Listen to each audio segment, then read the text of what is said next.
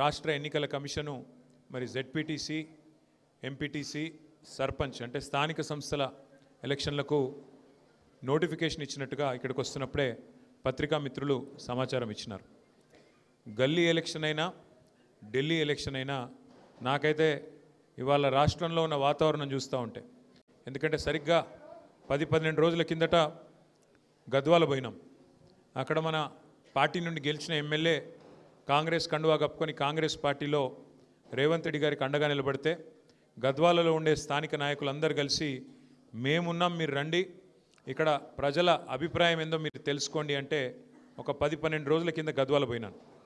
తర్వాత నిన్న అచ్చంపేటలో అక్కడ గతంలో మన పార్టీ నుంచి 2 సార్లు శాసనసభ్యుడిగా గెలిచిన నాయకుడు పార్టీ మారితే అక్కడ కూడా స్థానిక నాయకత్వం మేమందరం ఉన్నామన్నా, ఒక నాయకుడు పోతే ఏమీ అయ్యేది లేదు, పోయేది లేదు, మీరు రండి మా సత్తా చూపెడతామంటే నిన్న అచ్చంపేట పోయినా.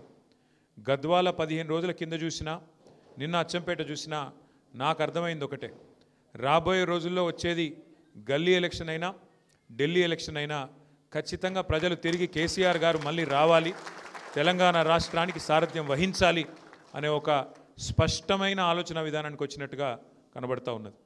ఇవాళ మీరు చూస్తూ ఉన్నారు, గ్రామాలలో రైతులు ఏ పరిస్థితిలో ఉన్నారో మీరు చూస్తూ ఉన్నారు.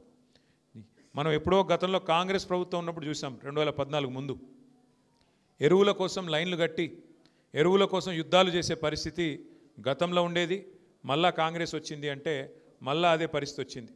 ఎరువుల కోసం చెప్పుల జాతరలు, ఎరువుల కోసం ముష్టి యుద్ధాలు చేసుకునే పరిస్థితి కాంగ్రెస్ ప్రభుత్వం వచ్చిన తర్వాత మళ్ళీ వచ్చింది. కాబట్టి రైతులు ఆగ్రహావేశాలతో ఉన్నారు గ్రామాల్లో. మహిళలు మరి మాకు ఇవ్వాల్సిన 2500 రూపాయలు ఇస్తానని చెప్పారు 100 రోజుల్లో, ఇయ్యట్లేదు అనే కోపం మీద మహిళలు ఉన్నారు. వృద్ధులు 4000 పెన్షన్ అన్నారు, ఇంకోటి అన్నారు, అరిచేతిలో స్వర్గం చూపెట్టి ఓట్లు వేయించుకున్నారు. ఇప్పుడు పత్తా లేరని చెప్పి వృద్ధులు, వితంతువులు ఎవరైతే పెన్షన్దారులు ఉన్నారో ఆసరా పెన్షన్ అందుకున్న వాళ్ళు వాళ్ళంతా కోపంగా ఉన్నారు. యువత 2 లక్షల ఉద్యోగాలని చెప్పి, విద్యార్థినులకు స్కూటీలని చెప్పి, నిరుద్యోగ భృతి 4000 రూపాయలని చెప్పి, ఇంకా చాలా మాటలు చెప్పారు, విద్యా భరోసా కార్డు అని చెప్పి యువత విద్యార్థి ఈ రకంగా కోపంగా ఉన్నారు.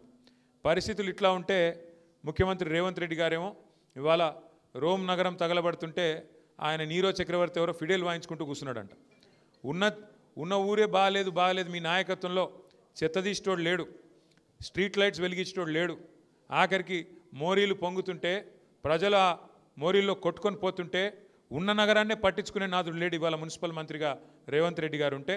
కానీ ఆయనేమో కొత్త నగరాలు కడతా అని చెప్పి నిన్న శంకుస్థాపన లేచి ఏందో ఊదరగొట్టే ఉపన్యాసాలు ఇస్తూ ఉన్నాడు. నేను ఫ్యూచర్ సిటీ కడతా, ఇది కడతా, అది కడతా. ఉన్న నగరం చూడమంటే ఇది చాతనైతే లేదు, ఉన్న నగరాన్ని ఏమో ఉద్ధరించే పరిస్థితి లేదు, కానీ కొత్త నగరాన్ని కడతానని చెప్పి ఇవాళ పోజులు కొడతా ఉన్నారు. నేను మీ అందరినీ ఆలోచించమని కోరేది ఒకటే, అది ఏ ఎన్నికైనా కావచ్చు, గల్లీ ఎన్నిక కావచ్చు, ఢిల్లీ ఎన్నిక కావచ్చు, మధ్యలో రేపు మనకు వచ్చే జూబ్లీహిల్స్ ఉప ఎన్నిక కావచ్చు. వాస్తవాలుగానే ఉంటాయి.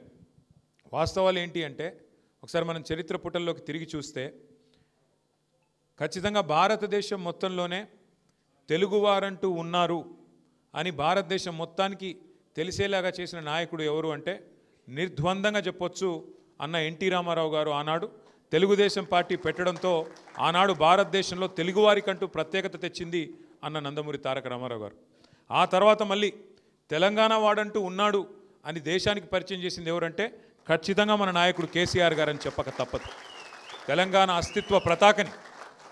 అస్తిత్వ పతాకని మరి పతాకాన్ని హిమాలయాల స్థాయిలో ఎగరేసి ఒక ప్రజా పోరాటాన్ని నిర్మించి 14 సంవత్సరాల పాటు అప్రతిహతంగా పోరాటం చేసి రాష్ట్రాన్ని సాధించడమే కాదు, సాధించిన ఆ రాష్ట్రాన్ని అభివృద్ధిలో 10 ఏళ్ల తన పాలనలో అగ్రభాగాన పెట్టింది కేసీఆర్ గారు.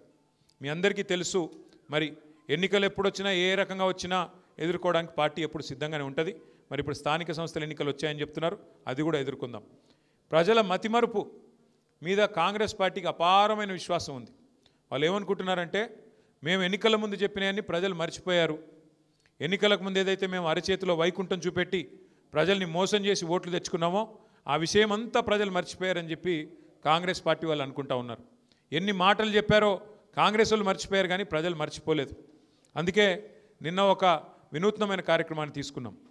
ఎన్నికలకు ముందు కాంగ్రెస్ పార్టీ ఇది మా గ్యారంటీ అంటూ గ్యారంటీ కార్డుల పేరిట ఏదైతే గారడీ చేసిందో, పెద్ద మనుషులకి 4000 పెన్షన్ ఇస్తామని, మహిళలకి 2,500 ఇస్తామని, రైతులకు 10,000 కాదు 15,000 రైతు బంధు ఇస్తామని, కేవలం అసలుదారులకే కాదు కౌలు రైతులకు కూడా 15,000 ఇస్తామని, రైతు కూలీలకు 12,000 ఇస్తామని, ఆటో అన్నలకు 12,000 ఇస్తామని, ఇట్లా నోటికి ఎంత వస్తే అంత 2 లక్షల ఉద్యోగాలను యువతకి, నిరుద్యోగ భృతి 4,000అని ఏదైతే చెప్తూ పోయినారో వాటన్నిటి విషయంలో మళ్ళీ ప్రజలకి ఒక్కసారి తిరిగి గుర్తు చేయడానికి, కాంగ్రెస్ గ్యారంటీ కార్డుల పేరిట చేసిన డ్రామాని గుర్తు చేయడానికే నిన్న మనం మన పార్టీ నుంచి కాంగ్రెస్ బాకీ కార్డు, అంటే కాంగ్రెస్ బాకీ కార్డు అంటే ఏ వర్గానికి ఎంత బాకీ పడ్డారు, రైతులకు ఎంత బాకీ పడ్డారు, అట్లాగే రైతులకు ఎంత బాకీ పడ్డారు, అట్లాగే మహిళలకు ఎంత బాకీ ఉన్నారు, అట్లాగే మన తమ్ములకి చెల్లెలకి ఎంత బాకీ ఉన్నారు, అట్లాగే వృద్ధులకి వితంతులకి పెన్షన్దారులకి ఎంత బాకీ ఉన్నారని చెబుతూ ఇవాళ కాంగ్రెస్ బాకీ కార్డు పేరిట రైతు భరోసా ఎంత బాకీ పడ్డారు, నిరుద్యోగులకు ఎన్ని ఉద్యోగాలు ఎంత బాకీ పడ్డారు, ₹1,00,000 కేసీఆర్ గారు పెళ్లికిస్తే కళ్యాణ్ లక్ష్మి పేరిట షాదీ ముబారక్ పేరిట మేము తులం బంగారం ఇస్తామన్నారు. మరి ఇప్పుడు 8 లక్షల పెళ్ళిళ్ళు అయినాయి, 8 లక్షల తులాల బంగారం బాకీ పడ్డాడు రేవంత్ రెడ్డి కాంగ్రెస్ ప్రభుత్వం. ఇట్లా ప్రతి వర్గానికి ఎంత బాకీ ఉన్నది ఈ ప్రభుత్వం అంటూ ఈ బాకీ కార్డులు నిన్నటి నుంచే ఒక ఉద్యమ రూపంలో ఇంటింటికి మనిషికి చేర్చడానికి మనం తీసుకున్నాం. నేను సోమాజిగూడలో నేను లక్ష్మారెడ్డి గారిని కోరుతా ఉన్నాను, రమణ గారిని కోరుతా ఉన్నాను, ప్రదీప్ చౌదరిని, ఇవాళ వారితో పాటు చేరిన తమ్ములందరినీ కూడా కోరుతా ఉన్నాం. మరి ఈ కాంగ్రెస్ బాకీ కార్డుని మనం ఇంటింటికి తీసుకపోతే ఇదే కాంగ్రెస్ పాలిట బ్రహ్మాస్త్రం అవుతుంది. వాళ్ళు చెప్పినారు ఎన్నికలకు ముందు అభయహస్తం అన్నారు, మమ్మల్ని గెలిపించండి మాది అభయహస్తం అన్నారు. ఇవాళ ప్రజలకు అర్థమైపోయింది ఇది అభయహస్తం కాదు, భస్మాసుర హస్తం, ఇది శూన్యహస్తం, దీనివల్ల ఒరిగేదేం లేదని అర్థమైంది. ఈ 24 నెలలు చూసుకుంటే మీరు గుర్తు తెచ్చుకోండి, ఈ 24 నెలల్లో 22-23 నెలల్లో కాంగ్రెస్ ప్రభుత్వం వచ్చిన తర్వాత కొత్తగా ఫ్లైఓవర్లు వేయడం కాదు, కొత్తగా అండర్ పాస్లు కట్టడం కాదు, గతంలో మనం కట్టిన 42 కేసీఆర్ గారి ప్రభుత్వంలో 42 ఫ్లైఓవర్లు అండర్ పాస్లు హైదరాబాద్లో నిర్మాణం చేసుకున్నాం. కొత్తగా ఒక్కదాన్నైనా వీళ్ళు కట్టారా, కొత్తగా ఒక్క ఇటుకన్నా వీళ్ళు పెట్టారా, కొన్ని కొత్త ఫ్లైఓవర్లు కొత్త అండర్ పాస్లు కట్టడం కాదు, ఉన్న రోడ్లనన్నా సరిగ్గా మెయింటైన్ చేస్తున్నారా అంటే ఈరోజు ఆ పరిస్థితి కూడా లేదు. అధ్వానం అయిపోయింది హైదరాబాదు. అందుకే ఇవాళ హైదరాబాద్ ప్రజలు ఏ రకంగానైతే 2023లో మరి మన మాగంటి గోపీనాథ్ గారు ఆనాడు హైదరాబాద్ నగర శాఖ అధ్యక్షుడు, జిల్లా అధ్యక్షుడు, వారి నాయకత్వంలో మరి ఒక్కటంటే ఒక్క సీటు కూడా కాంగ్రెస్ పార్టీకి ఇవ్వకుండా ఆనాడు అన్ని సీట్లలో కూడా మననే గెలిపించారు హైదరాబాద్ ప్రజలు.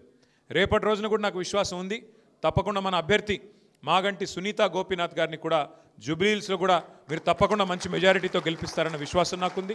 అట్లాగే తిరిగి కేసీఆర్ గారు ముఖ్యమంత్రి కావాలి అనే ఆకాంక్ష ఏదైతే ప్రజల్లో కనబడుతున్నదో అది అచ్చంపేట కావచ్చు, గద్వాల కావచ్చు, ఆదిలాబాద్ కావచ్చు, భద్రాచలం కావచ్చు, రాష్ట్ర నలుమూలల ఏదైతే ఆకాంక్ష కనబడుతున్నదో ఆ ఆకాంక్షకు అనుగుణంగా మనందరం కనుక ఈ రాబోయే సంవత్సరం 2 సంవత్సరాలు పనిచేసినట్టయితే తిరిగి సంక్షేమ అభివృద్ధి బాటన మళ్ళీ కేసీఆర్ గారి నాయకత్వంలో మనకి ముందుకు పోయేదానికి ఆస్కారం ఉంటుంది. కాబట్టి ఈ సంవత్సరం 2 సంవత్సరాలు మరి తమ్ముళ్ళు ప్రదీప్ చౌదరి లాంటి తమ్ముళ్ళ చేరిక వల్ల కూడా మన పార్టీ మరింత బలోపేతమై ముందుకు పోయేదానికి ఆస్కారం ఉంటుందని చెప్పి కూడా తెలియజేస్తూ మళ్ళొకసారి ప్రదీప్ గారిని వారి వెంబడ వచ్చిన యువ మిత్రులందరికీ కూడా పార్టీలోకి హృదయపూర్వకంగా సాదరంగా స్వాగతం చెబుతూ మళ్ళీ మా ఆడపడుచులందరికీ కూడా ఇవాళ సద్దుల బతుకమ్మ శుభాకాంక్షలు. మరి 2-3 రోజుల్లోనే దసరా కూడా రాబోతా ఉంది, దసరా శుభాకాంక్షలు కూడా మీ అందరికీ కూడా తెలియజేస్తూ జై హింద్, జై తెలంగాణ, జై కేసీఆర్. Thank you.